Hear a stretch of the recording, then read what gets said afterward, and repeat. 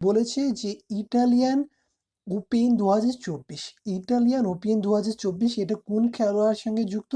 এই খেলাটা হচ্ছে টেনিস যে খেলা আছে তার সঙ্গে এটা যুক্ত।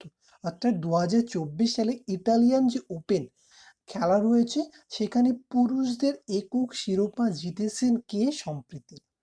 নিম্নের যে প্লেয়ারগুলো আছে এর মধ্যে সম্প্রতি কে ইটালিয়ান ওপেন টেনিসের 2024-এ শিরোপা জিতেছেন?